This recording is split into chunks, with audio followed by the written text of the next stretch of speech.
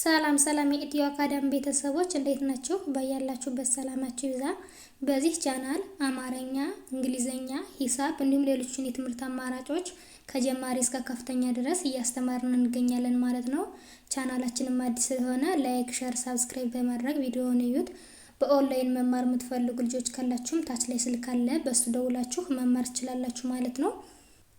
እንግዲህ በዛሬው ቪዲዮአችን አማርኛ ፊደላትን ማጥናት ለጀማሪዎች የሚል ይዤላችሁ መጥቻለሁ። እሱንም አንድ ባንድ አሳያችኋለሁ። ከኔ ጋር ቆዩ። እንግዲህ ይህንን ቪዲዮ አንድ ባንድ አሳያችኋለሁ። እናንተ እስከ መጨረሻው ድረስ በደንብ አድርጋችሁ እዩት። እስከ መጨረሻው ድረስ በደንብ አድርጋችሁ ካያችሁት በቶሎ መቀየር ትችላላችሁ ማለት ነው። በቶሎ ፊደላቶቹንም ማወቅ ትችላላችሁ ማለት ነው። ስለዚህ አሁን እኔ አንድ ባንድ አሳያችኋለሁ። ተከታተሉኝ። እንግዲህ በዛሬው ቪዲዮአችን ከከ እስከ ጠ ያሉትን የአማርኛ ፊደላት ነው ይዤላችሁ የመጣሁ ማለት ነው። እነሱንም አንድ ባንድ አሳያችኋለሁ። ተከታተሉኝ። ከ ኩ ኪ ካ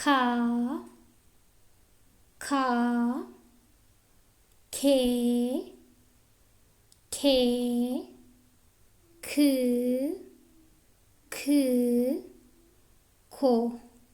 ኮ እንላለን ማለት ነው። አሁን እነዚህን ፊደላቶች ከመጀመሪያው ወደ መጨረሻው አሁን አንብቤላችኋለሁ። አሁን ደግሞ ከመጨረሻው ወደ መጀመሪያው በደንብ ግልጽ እንዲሆንላችሁ አነብላችኋለሁ። ተከታተሉኝ። ኮ ክ ኬ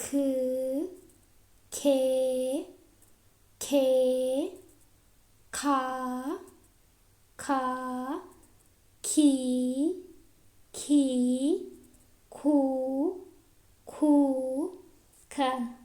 ከ እንላለን ማለት ነው።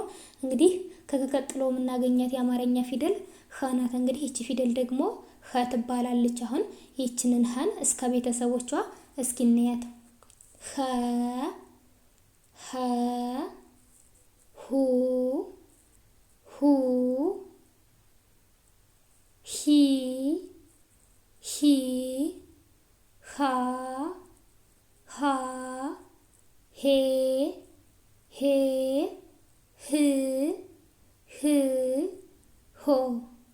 ሆ እንላለን ማለት ነው። እንግዲህ እነዚህ ደግሞ የኸ ቤተሰቦች ናቸው ማለት ነው። ስለዚህ አሁን ከመጨረሻው ወደ መጀመሪያው እቆጥርላችኋለሁ። ተከታተሉኝ። ሆ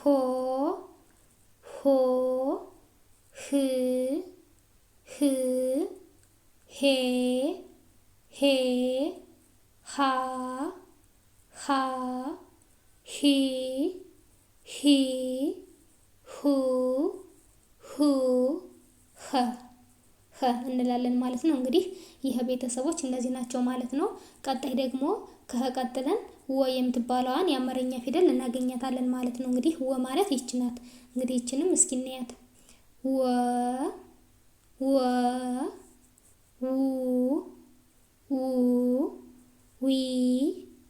ዊ ዋ ዌ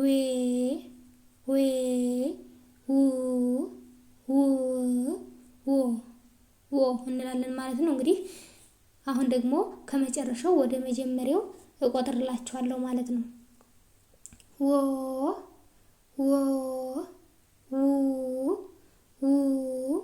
ዌ ዋ ዊ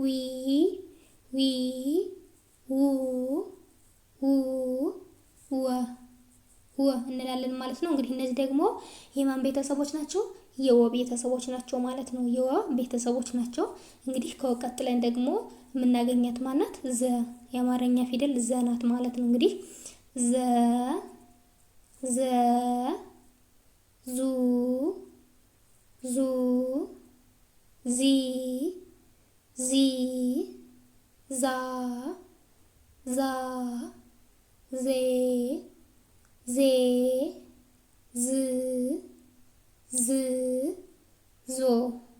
ዞ እንላለን ማለት ነው። እንግዲህ አሁን ደግሞ ከመጨረሻው ወደ መጀመሪያው እቆጥርላችኋለሁ ማለት ነው። ዞ ዝ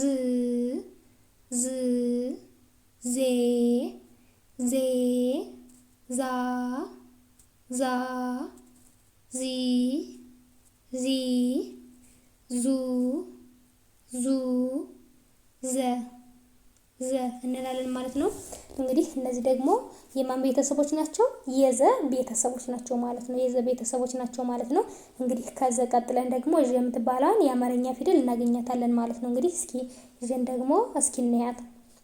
ዠ ዠ ዡ ዡ ዢ ዢ ዣ ዣ ዤ ዤ ዥ ዥ ዦ ዦ እንላለን ማለት ነው። አሁን ደግሞ ከመጨረሻው ወደ መጀመሪያው እንቆጥራቸዋለን ማለት ነው። ዦ ዦ ዥ ዥ ዤ ዤ ዣ ዣ ዢ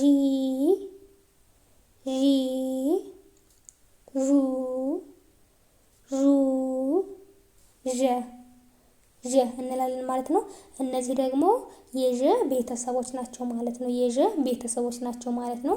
እንግዲህ ቀጣይ ደግሞ የደም ቤተሰቦች እናያለን። እንግዲህ ደ የምትባለው የአማርኛ ፊደል ደግሞ ይህችኛዋ ናት ማለት ነው። እንግዲህ ይህችን ደግሞ እስከ ቤተሰቦቿ እስኪ እናያት። ደ ደ ዱ ዱ ዲ ዲ ዳ ዳ ዴ ዴ ድ ድ ዶ ዶ ይላል ማለት ነው። እንግዲህ አሁን ደግሞ ከመጨረሻው ወደ መጀመሪያው እቆጥርላችኋለሁ ማለት ነው። ዶ ዶ ድ ድ ዴ ዴ ዳ ዳ ዲ ዲ ዱ ዱ ደ ደ እንላለን ማለት ነው። እንግዲህ እነዚህ ደግሞ የማን ቤተሰቦች ናቸው? የደ ቤተሰቦች ናቸው ማለት ነው። የደ ቤተሰቦች ናቸው። ቀጣይ ደግሞ ጀ የምትባለዋን የአማርኛ ፊደል እናያታለን ማለት ነው። እንግዲህ ጀ ማለት ደግሞ ይች ናት። እስኪ ይችንም እስከ ቤተሰቦቿ ድረስ እስኪ እናያት። ጀ ጀ ጁ ጁ ጂ ጂ ጃ ጃ ጄ ጄ ጅ ጅ ጆ ጆ እንላለን ማለት ነው። አሁን ደግሞ ከመጨረሻው ወደ መጀመሪያው እቆጥርላችኋለሁ ማለት ነው። ጆ ጆ ጅ ጅ ጄ ጄ ጃ ጃ ጂ ጂ ጁ ጁ ጀ ጀ እንላለን ማለት ነው። እነዚህ ደግሞ የማን ቤተሰቦች ናቸው? የጀ ቤተሰቦች ናቸው ማለት ነው። የጀ ቤተሰቦች ናቸው ማለት ነው። ቀጣይ ደግሞ ገን እናያት እስኪ። እንግዲህ ገ የምትባል የአማርኛ ፊደል ደግሞ ይች ናት ማለት ነው። ይች ናት ማለት ነው። ይችንም እስኪ እስከ ቤተሰቦቿ እናያት። ገ ገ ጉ ጉ ጊ ጊ ጋ ጋ ጌ ጌ ግ ግ ጎ ጎ እንላለን ማለት ነው። እንግዲህ እዚህ ጋር ደግሞ እነዚህ የገ ቤተሰቦች ናቸው ማለት ነው። አሁን ደግሞ ከመጨረሻው ወደ መጀመሪያው እቆጥርላችኋለሁ ማለት ነው። ጎ ጎ ግ ግ ጌ